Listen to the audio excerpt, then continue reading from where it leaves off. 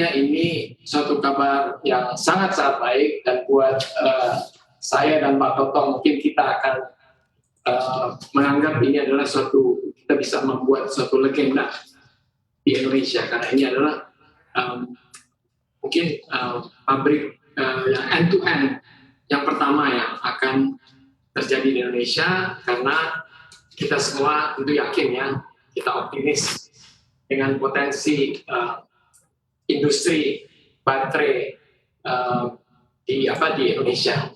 Dan kami sampaikan mungkin yang detail yang disampaikan, yang ditanyakan oleh Mbak Maria ya, yang akan dikembangkan masih dalam proses studi bersama tentunya dengan mitra, termasuk juga kapasitas, waktu, dan lokasi.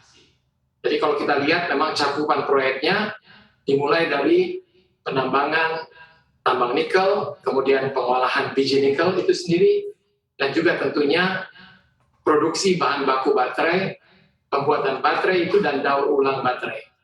Jadi yang tentunya dengan kerjasama ini diharapkan bahwa kami dapat mewujudkan harapan kita semua, tentunya kami berdua dan juga masyarakat, dan tentunya juga pemerintah, itu menjadikan Indonesia menjadi salah satu pemain baterai terbesar di dunia, serta dapat mengakselerasi pertumbuhan ekosistem electric vehicle, dan tentunya ini juga akan berdampak multiplier effect-nya, membuka lapangan pekerjaan baru, meningkatkan TKDN dan tingkat kompetitif dari industri electric vehicle dalam negeri, serta penggunaan baterai untuk kebutuhan lainnya.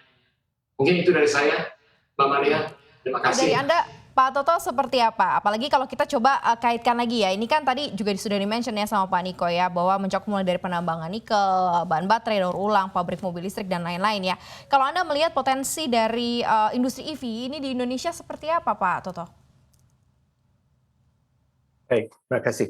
Maria, jadi ini suatu hal yang harus sama-sama kita develop, karena saat ini terus terang kalau kita lihat EV di Indonesia, kalau kita lihat penjualan EV sekarang, mobil itu masih sekitar 800-an per tahun. Kalau mobil yang berbasis BBM sudah sekitar 1 juta.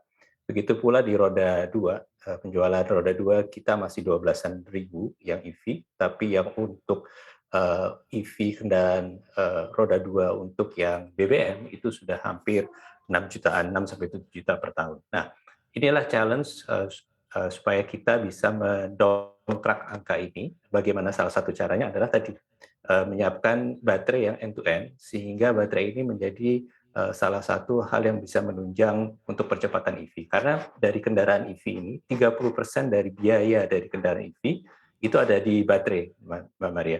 Jadi kalau kita bisa mensuplai baterai ini dengan tentunya dengan harga yang lebih baik, tentu saja dari segi harga dari keseluruhan kendaraan EV akan turun. Dan salah satu yang penting juga adalah regulasi. Saat ini pemerintah sudah memberikan banyak sekali regulasi, sehingga untuk adaptasi EV di Indonesia ini sudah kita lihat akhir-akhir ini cukup meningkat dengan pesat. Jadi itu kalau kita lihat ekosistemnya harus kita bangun, baterainya menjadikan aspek yang penting, tapi ekosistem two wheels dan four wheels EV juga harus dibentuk dengan regulasi dan juga mindset masyarakat untuk bisa menerima kendaraan EV dalam keseharian. Kurang lebih seperti itu. Kalau lebih diperdalam lagi, Pak Toto, tadi di angka 5,9 miliar US dollar ini seperti apa sih detailnya, walaupun tadi sudah disampaikan mungkinnya di awal. Tapi apa sih yang including apa saja di dalam situ? Baik, jadi dari 5,9 ini komponen utama tentunya satu ada di sisi mining sendiri, Bu ya, untuk infrastruktur investasi di mining.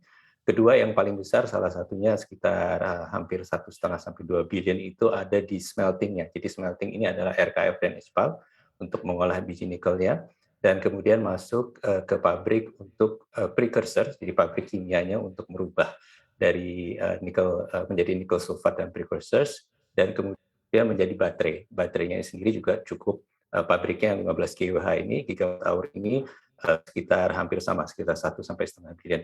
Dan satu hal yang cukup menarik dan sangat penting buat Indonesia, kita juga dalam rangkaiannya ada recycling baterai. Jadi baterai-baterai yang recycling yang sudah spent itu diolah kembali sehingga bisa masuk lagi menjadi bahan baku. Nah, ini sangat penting untuk sustainability, sehingga nikel yang kita peroleh dari bumi Indonesia dipakai, dan jika sudah selesai dari masa baterainya itu bisa di recycling lagi.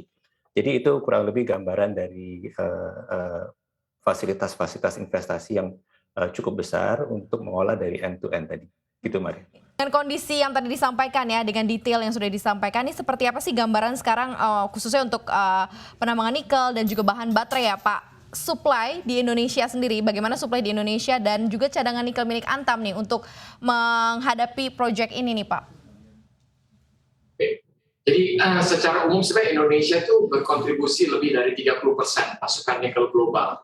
Jadi berdasarkan laporan USGS, itu United States Geological Survey, Indonesia itu memiliki cadangan nikel terbesar di dunia, yaitu sebesar 21 juta ton nikel equivalent.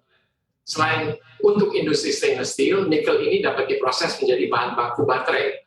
Nah, untuk kendaraan listrik. Nah, makanya kalau kita lihat pasokan nikel ini dalam 10 tahun ke depan, Indonesia tetap akan memegang peran penting, dominan. Jadi diperkirakan peran Indonesia itu akan semakin strategis sebagai salah satu pemasok kebutuhan nikel global.